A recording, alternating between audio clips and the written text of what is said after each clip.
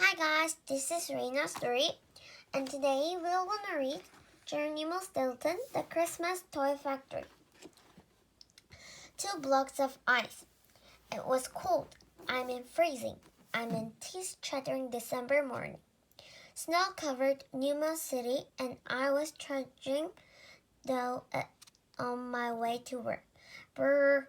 My paws felt like 2 blocks of ice. I finally got to the office and oops, silly me. I forgot to introduce myself. My name is Stilton, Geronimo Stilton. I'm the publisher of the Rodents Gazette, the most famous newspaper on Mouse Island. As I was saying, I got to the office and sat down at my desk. But before I could start working, a plump, furry mouse burst through the door. It was my grandfather, William Shortpaws, also known as Cheap Mouse Willie, Rats. Don't get me wrong, I love my grandfather, but for the past months, he has been driving me up a clock. Grandfather is the founder of the Rodents Gazette. He started it a long time ago. He doesn't work here anymore. Lately, he's into golf, but he still loves to stop by the office and check up on things. Grandfather is a nonsense rodent. His favorite saying is, "All work and no place makes a mouse rich." Before I could even squeak hello, Grandfather William began thumping his paw on my messy desk. A stack of papers crashed into the floor. "Grandson, this desk is a disgrace. Have you been working or eating cheese bonbons? Remember, I built this company with my own bare paws. If you're not careful, I'm going to come back and you'll only be in charge of the water cooler," he thundered, snapping my whiskers. I gulped. My worst nightmare is my grandfather coming back to head the Rodents Gazette. And lately, I was afraid he might just do that. "I'm doing my best," I squeaked meekly. Grandfather rolled his eyes. "Tell it to the paw," he smirked, holding one paw toward me. Then he pulled my whiskers again and stormed down. I got right to work. What else could I do? I was worried. And besides, I don't know a thing about water coolers. I dreamed I was sleeping. It snowed every day for the whole week. I had to put snowshoes on my paws just to get to work. I would have loved to call in sick, but I couldn't. What if Grandfather William found out? I'd be out of a job faster than you could say egg and cheese on a cream cheese bagel. Instead, I got up every day in the crack of dawn and dragged myself to the office. There I read manuscripts, signed checks, and rehearsed stories. I was so busy I never even touched a lunch break. I was nibbled on the stale cheddar crackers that I kept in a bowl of my desk. Finally, at midnight, I'd head home. I was so tired I fell into my bed and started snoring before my snout even hit the pillow. I dreamed I was sleeping. The days flew by. I was exhausted, but I had to keep working. I couldn't let Grandfather William take over the newspaper. I loved my job. Too bad it was taking over my life. I got up at dawn, worked until midnight, and fell into bed asleep. "Uncle Geronimo, why didn't you come?" On the morning of December 24th, something awful happened. I was at the office reading some mail that had piled up on my desk. I came across the letter from my dearest sweet nephew Benjamin. When I read it, I nearly jumped out of my fur. It was an invitation to his Christmas play. I twisted my tail up in a knot. December 24th. I squeaked. Dear Uncle Geronimo, can you please come to my school Christmas Day on December 24th at 9 a.m.? Can't wait to see you. Love, Benjamin. Mozzarella burst dead today. I was so busy with work that I had completely forgot it. I ran to Benjamin's school as fast my paws could carry me. But it was no use. When I got there, the play was already over. Principal Sharp Whiskers shook his head when he saw me. Mr. Stilton, why are you late? Your nephew is crushed. He scolded. Just then, I noticed a little mouse sitting all alone on the stage. It was Benjamin. He looked at me sadly. Uncle Geronimo, why didn't you come? You always come to my Christmas play, and this year I had the best part. I was one of the fir trees, he said. I felt awful. How could I let my favorite nephew down? I grabbed his foot. Come on, I'm going to buy you an early Christmas present, I said, smiling. I took him to the best toy store in the town, the Rollicking Rodent. Have you ever been here? The place is huge. The Salem Mouse showed us a super scary cat mask and a squeak control racecoat. But all Benjamin wanted was to go home. When we got there, he ran inside before I could even say goodbye. I fell lower and the sewer rat. I hung my head and headed back to the office. What else could I do? I had so much work to do. I don't have time for surprises. When I got back to the office, I slumped beyond my desk. What a rotten day! How could I have forgotten my favorite nephew? If only I didn't have so much work to do. Just then, I noticed the light of my answering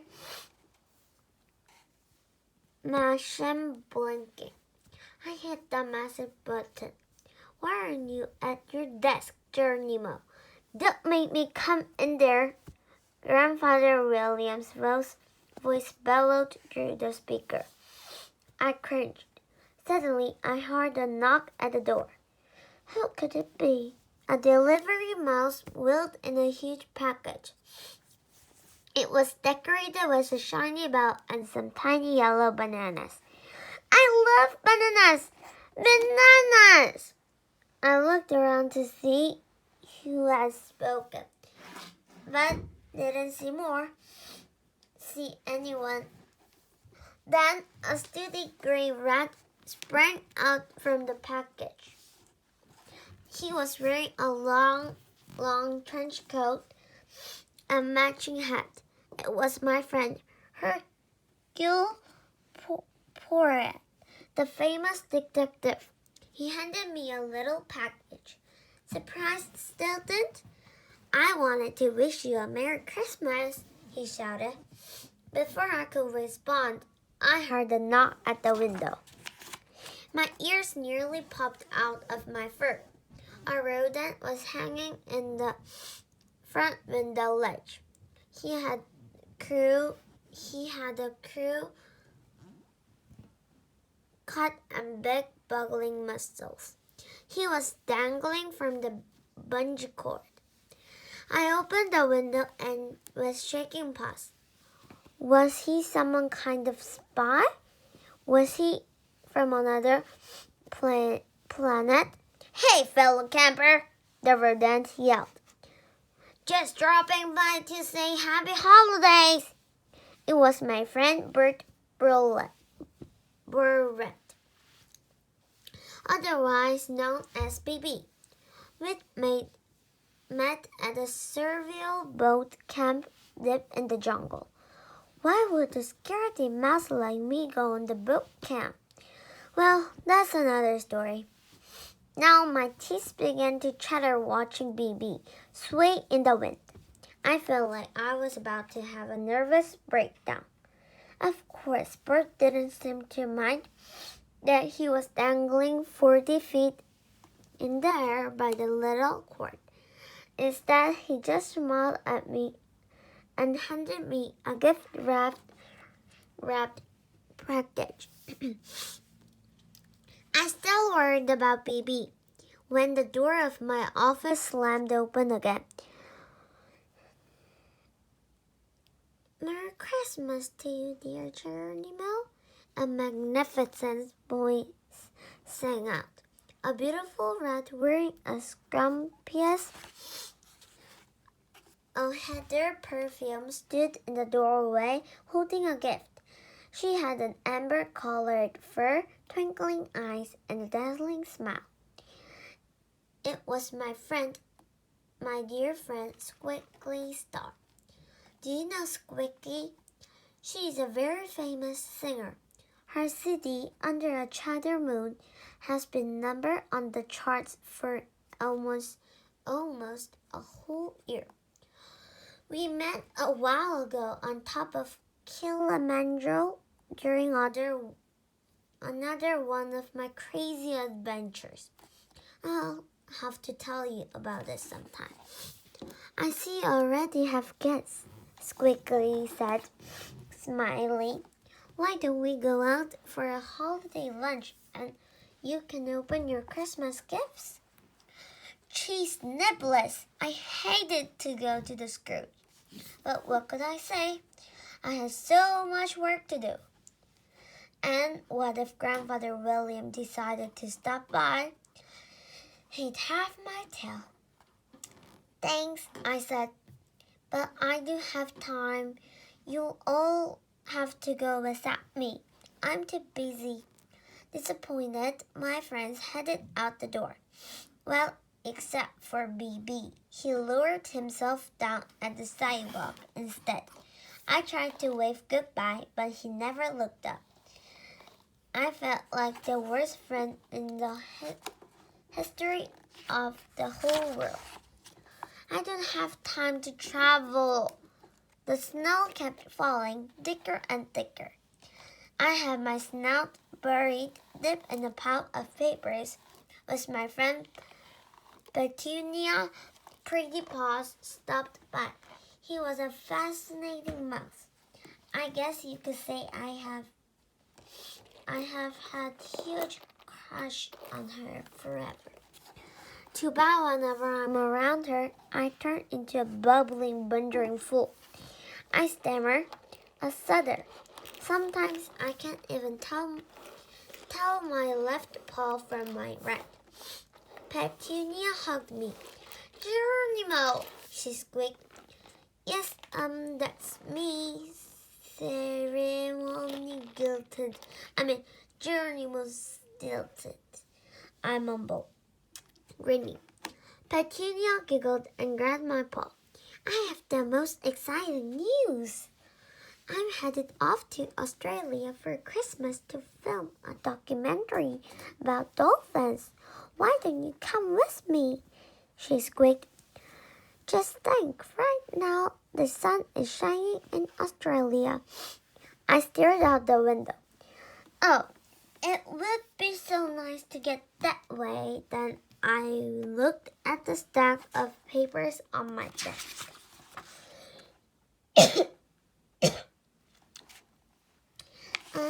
Thanks, but I'm really too too busy to go? I said.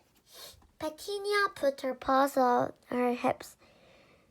Yes, I know you're a very busy mouse, but there are some things in life that are most important than work, G, she scolded. I chewed my whiskers. Maybe she was right. Maybe I needed to take a break. I was just about to say yes to Petunia when I noticed a big framed picture of Grandfather William on the wall. His piercing black eyes seemed to be glaring at me. All work and no play makes a mouse rich, rich, rich. Grandfather's voice echoed in my head. Get working, nephew. Sorry, Petunia, I muttered as she turned and walked out.